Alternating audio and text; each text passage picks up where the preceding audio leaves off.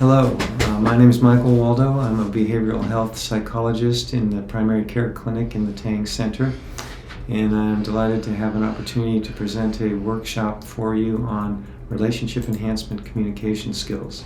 I'd like to comment on those skills before we start the slides and say that they have been derived through a considerable amount of empirical research and have been found to improve the quality of relationships, the trust and cooperation within relationships, and for the people in those relationships, greater adjustment and self-confidence in themselves. So I want to make it clear that I'm presenting something I think is very powerful, and I'm hoping that you will utilize some of these skills in your daily life. So the first point I want to make about these relationship enhancement skills is that they're based on attitudes, and the attitudes are actually the most important piece. The skills are designed to convey respect for ourselves and respect for the person we're speaking with, honesty, being honest with ourselves and honest with them, and helping them be honest with us, and understanding, increasing understanding between ourselves and the people we're engaged with. All of those qualities are brought about by use of particular skills, but the most important component is that that's what we're trying to do. We're trying to communicate in a respectful fashion, trying to be honest, and we're trying to enhance understanding. And once we are on track with those goals, the skills kind of fall in place. If, on the other hand, it's not our intention to convey respect, honesty, and understanding, and we use the skills in kind of a cavalier fashion to imitate that, it very rarely works because it can be seen through as phony. The other point I want to make about the attitude piece is that we can have that attitude no matter who we're interacting with or what the content of what we're interacting about is. And we don't need to feel respect for the other person's point of view. We may be very, very convinced that they're wrong, think that their feelings are off base, but we can convey respect for them and their sense of the situation without agreeing with it. And so that's a really critical piece, is we're not giving up our own view on an issue because we're dealing in a respectful way with the people we're communicating with. We are just within ourselves committing to being a respectful communicator, an honest communicator, and one who increases understanding. So with that in mind, I'd like to talk about specific skills that can help convey respect, honesty, and understanding. And the first of those skills is skill sets. The first of those skill sets is nonverbal communication. Nonverbal communication is oftentimes referred to as body language. It's the messages we convey through the way we move, the expression on our face, the tone of our voice, rather than the actual words that we say. And there's some pretty decent research that suggests between 70 to 90% of the impression people walk away from a conversation with comes from the nonverbal cues that they picked up through the conversation rather than any specific thing that was said. So this is very, very powerful stuff, the nonverbal communication. So I'd like to talk about that with regard to respect first. Nonverbal communication that conveys respect typically is sitting with the person at an equal height, not one person standing and the other sitting, having a differential in that. Starting the communication in a place where there's less likelihood of distractions, so that we're able to talk with each other without having either someone listening in or something breaking into the conversation. That shows respect for the quality of communication. The other thing that conveys respect is not talking. That allows the other person to talk, and that is a very solid way to convey respect. Next, I'd like to talk about honesty. Nonverbal communication that conveys honesty is typically our expression matching what it is that we're saying. So, for example, if I was to say, man, I'm really angry about this, and have a great big smile, the mixed message is very confusing. It doesn't convey honesty. A second nonverbal skill that is linked to honesty is eye contact. eye contact is oftentimes considered the pathway to the soul, that you can see in a person's eyes what they really mean. And that is oftentimes a very important way to convey being honest. Now, I want to take this as a moment to make a really important point regarding eye contact and all of the skills actually that we're going to be talking about. And that is that to a very large extent, what is communicated non-verbally and verbally is culture-based. And there are some cultures in which eye contact is not thought to be honest, but actually is thought to be aggressive. So we always want to take into account, how does the way we're communicating fit with the culture of the person we're communicating with? And that's where, again, the attitudes are so important. What we're looking for is a way to convey respect, honesty, and understanding, and we want to do that in a way that is culturally appropriate. Okay. Lastly, understanding. Nonverbal cues that convey understanding. Two classic ones are nodding. I hope you're all nodding out there about this being accurate. A second is that our expression when we're listening to someone matches the content of what they're presenting. So if they're saying they're really nervous about a test, we wouldn't be smiling. That would indicate a lack of understanding of their experience. Okay, so nonverbal communication, often overlooked in terms of thinking about how we're going to communicate, but definitely having a very powerful impact. Now I'd like to talk about expressive speaking. What expressive speaking is essentially how we present a issue in a conversation. It's talking about what our experience is and what our hopes are. It sometimes is linked up to assertion because it really does fit with that concept. But it's assertion with the notion that we want to express ourselves in a way that conveys respect, honesty, and understanding. And that makes it, what we say, more hearable to the person that we're speaking with, so that they can truly understand us. And there's 5 components to this. It's a kind of a component-rich skill set. But I think you see various skills kind of flow together, and it isn't that hard to keep track of after you've practiced a little bit. So the first and most important, and this is really vital and simple, is the use of subjective language, i.e. I statements, talking about what our experience is from our point of view. So I would like to use an example as we go through this of a roommate situation. A roommate was bringing guests over and it was, say, troubling one of us. We could say in that situation, this really isn't fair, this needs to change. Or we could say, I think this isn't fair, I'm concerned about it. You might hear the difference in that with the use of the I statement. Typically what an I statement does is conveys that I see this thing this way, but I recognize that you could see it differently. It's very respectful in that regard.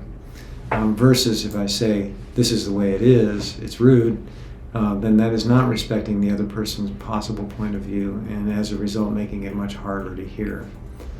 There's another advantage to I statements that I'd like to make you aware of, is that as soon as you start making I statements, you are talking about something that's basically irrefutable. You're the world's expert on your own viewpoint, and so you kind of take what you're talking about out of the realm of argument.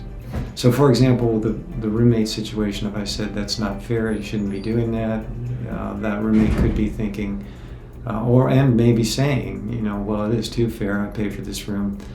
If I say, I don't think that's fair, that person is very unlikely to say, no, you do too think it's fair. So you can kind of get the difference there.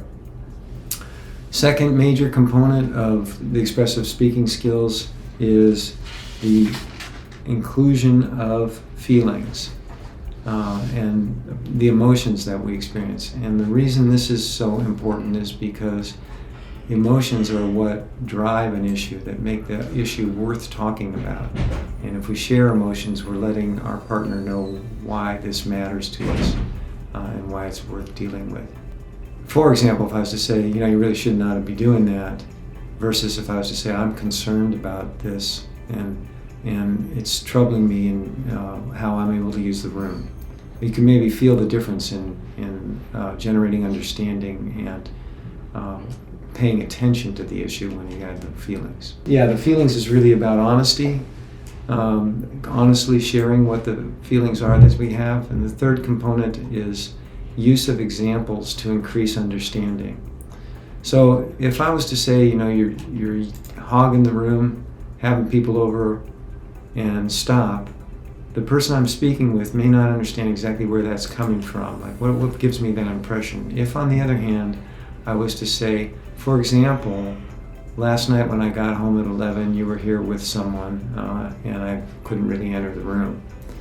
That kind of data, which the person you're speaking with is going to acknowledge is the truth, because that it's like what a camera and a microphone would have got if it was in the room. That can help them understand what it is, the issue that you're grappling with. If you go with a more statement of character, like you've been very inconsiderate, that's going to raise defenses, and they're maybe not going to understand. But if you say, I came home, it was 11 o'clock, there was someone in the room, they will understand that. So good to use concrete examples to increase understanding. The fourth component is the second most important of the 5 that we're going to talk about. The I statements is definitely the most important. That you get a lot of mileage out of very little effort with that. But the fourth component is very important too, and that is to point out why the issue that you're bringing up is worth talking about in the light of positive values. That is, that this is something we should share and address because we want something better. And in this case, I might say I'd like to feel like we're getting equitable use from the room, and that we both have access to it when we need it.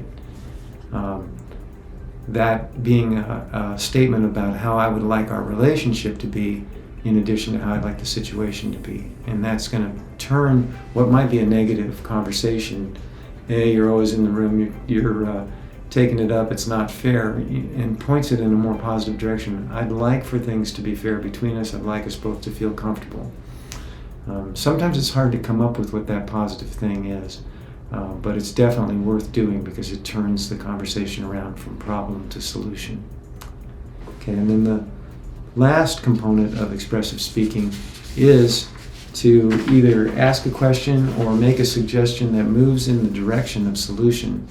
So a typical example might be, I wonder if we could work out a schedule together of when you're going to use the room with visitors and when I will. It may be, that would be a pretty specific suggestion to check out, could be used as an example. Or a more general statement might be, I wonder what you think about this situation and how we can improve it. That would be another direction that you could go. But in either case, it's trying to move towards solutions to the issue. And this is good because it allows for action to make things better in the situation. So what I'd like to move to now is the other side of communication, the one that is often neglected or maybe forgotten about altogether, and that is being on the receiving end of communication and listening. And this is empathic listening that we will address here. The first component of empathic listening is probably the most difficult. Now actually these skills seem simpler, but they're harder to do. And I think it's because of the first component, which is that for the moment, as the other person is speaking, we put our own view of what they're talking about aside. The critical thing here is to stop and try to understand what the person is saying from their point of view. And to do that, we've got to set our own view aside for a little while. That's a respect piece. What we're doing is being respectful of their opportunity to speak by not entertaining an argument against them the whole time that they're talking. The second component of the empathic listening piece is to imagine if we were them and we were saying what they're saying, what would we be thinking and feeling? What would be going on inside of us? In a sense, we're trying to walk in their shoes for a while, to be them if possible, as close as we can to what they might be thinking and feeling. Okay. The third component is to feed a little bit of that back to them, what they've said, a little summary of what they've said to check if we're understanding them correctly. And there's a lot of real strong benefits that come from this activity. The first is that it keeps us on track with them listening, because we know we're going to try to come up with a statement that reflects what it is that they've said. The second thing is that when we reflect what they've said back to them and we show understanding to them, they are going to feel that we respect them enough and are working hard to understand them, which feels really good. They're going to feel good about talking. They're probably going to open up even more about what the issue is that they're talking about. They're going to feel good about us, that we're putting in the effort to understand them. And one of the things that can occur is that they, having felt they've been heard, hearing back some of what they've said, they can then put their own argument aside because they know it's been delivered, and they can hear us when it's our turn to speak. So it's very helpful in terms of not only our understanding them, but their being able to understand us afterwards. Work to do this is a little bit tricky because of that first piece of trying to guess what they are thinking and feeling, and we want to share that with them in a manner, in a tone of voice that suggests we're checking to make sure we've got it, not a question, because that's kind of telling them what to talk about, or a statement of fact like, so you feel angry, or how could you feel that way, but instead, so this is troubling you, or this bothers you. And they are very likely to say yeah, and start and keep talking. And if they do that, if they say yeah, and you know what else about this, we know we've kind of hit it on the money. If they look at us and say, I'm not so sure about that, we probably missed it. But even if we miss it, if we're trying, sincerely trying, going back to that attitude piece, they're going to appreciate that we're trying. Okay, there's one last part of this which is important, and that is if in our effort to demonstrate we understood them, we get it wrong, we don't say no. For example, if they said, I'm not so worried about how the room is being used, and we came back and said, so it doesn't trouble you how the room's being used. And they said, no, I just don't get upset about that kind of thing. We wouldn't say, no, you're saying it didn't trouble you. We'd say, so it doesn't upset you that much. And again, what we're hoping for is a yeah, and they go on to speak. So for example, if we had brought up concern about how our room is being used by our roommate to the roommate, and let's say done a good job of communicating about that we're concerned about it, that we'd like to feel like the room is is available to both of us, and it's being fair, and we're wondering about a schedule. And if our roommate was to come back and say, well, I can't possibly schedule that, I don't know when I'm going to have an opportunity to be with these people, and it's not really fair for you to ask for that. In showing understanding, let me first demonstrate what we wouldn't do, which is to say, well, that's lousy. How am I ever going to know when I can go in my own room? As much as we might be thinking that, we're going to put that aside for the time being, and just trying to understand the roommate's point of view and show that understanding. We might say something like, so this is a real concern for you. You want to be sure that you have a place you can go when you have an opportunity to be with someone. Can hear the difference in that, I'm guessing. It's very likely that the roommate will open up further if you offer that kind of an empathic response, and that'll put us both in a situation to work out a more equitable use of the room. Okay, so I want to go to the last and what seems like maybe the simplest skill, that is dialogue, going from being speaker to listener and listener to speaker. As opposed to both people ending up being speaking, which is not an unusual scenario, especially in conflictual conversations. One person makes their point, the other person, as they're listening to that, is thinking about how the first person is wrong, and they have to convince them, so they're figuring out how to make their point. And then when they do start to do that, the first person who spoke says, well, they didn't hear me at all, and I've got to figure out how to convince them, so they go practicing what it is they're going to say, and the conversation just marches further and further apart. This skill is one that keeps the conversation together, and that is by being very clear in our minds whether we're in the speaking role or in the listening role. When we're in the speaking role, it's our job to convey in a respectful and honest way something we want to be understood. And we also, at the same time, want to do that in as quick a manner as possible. Don't want to hog the floor for too long because people can only listen for so long. So that's the job when speaking. After having done that, if the person that we're speaking to reacts, then we move into listening, drop right into listening, and then our job is to understand what it is they're saying from their point of view and to try to feed a little bit back to them to make sure that we've got it right. There are some guidelines for when to switch that I'd like to share that are very helpful typically. First, the person who's speaking is basically got the ball. They get to talk for as long as they want, but hopefully they will take responsibility for making it as brief as possible. They are the one who would initiate, I wonder what you think, by saying something like, I wonder what you think, or I'd like to get your attitude on this, or do you have any reaction? They are the person who initiates that switch. And it's at that point that the person who was listener moves into being speaking. And the person who is speaking has the hard job of moving from being speaker to listener because it typically is a little tougher to do that attitude switch. But they do want to do that. And then just being listening, not worrying about their own point of view for a little bit and understanding the other person's point of view. And this can go back and forth as long as is necessary to resolve an issue.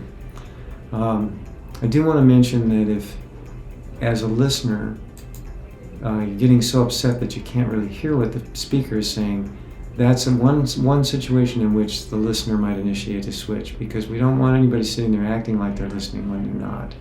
That wouldn't be honest or respectful, and certainly wouldn't lead to understanding. So you might say something like, if you were getting upset by what you were hearing or you couldn't listen any longer, say something like, I want to understand your viewpoint on this, but before you go any further, there's something I need to say or something I'd like you to know. And that way the listener can initiate a switch and get the ball from the speaker for a moment. Okay, so I'd like to go back through and offer examples of use of these skills, and that hopefully will illustrate the principles that underlie them. So let's go back to the roommate using the room, having a guest in the room. And we're finally going to bring it up. I want to do that poorly first and then do it well and then go on to an exchange with the roommate. So it might be that this has gone on a few times. It's starting really to bother me. I'm getting tired of it. And I catch the roommate alone the next day. I might say something like, I saw you had somebody in the room. I couldn't get in the room last night again. This is really a drag for me. You've been pretty inconsiderate about it. Okay, now that whole statement actually could be, in a sense, pretty honest in that is not far from what I might think. But it is conveying it in a way that is not conveying respect, may be honest, but not honest in a way that increases understanding because it's going to raise defensiveness. So let me try again to say that using the skills we've talked about. Same scenario, room's not available the night before, see the roommate the next day. I might say, I wonder if we could talk for a minute. Assuming that the roommate says yes, and then go on to say, I'm having some trouble with not being able to use the room. I appreciate that you enjoy having guests over, but I'm feeling like it's not available to me at times that I need to get into it.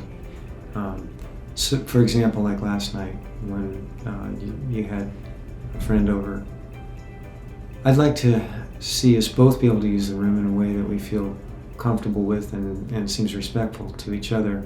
And so I'd like to look at ways that we could either schedule the use of the room or find other solutions to this issue. Okay.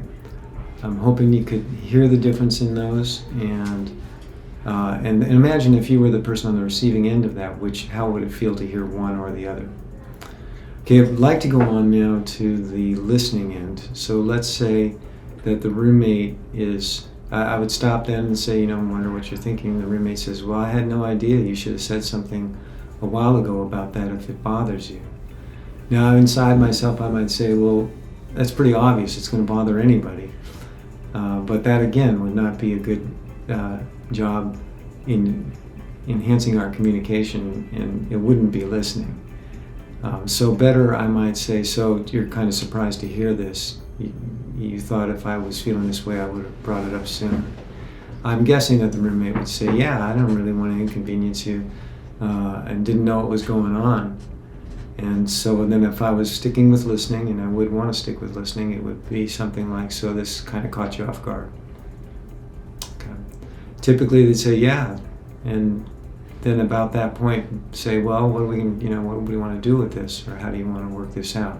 And we'd be on to like problem solving around the issue.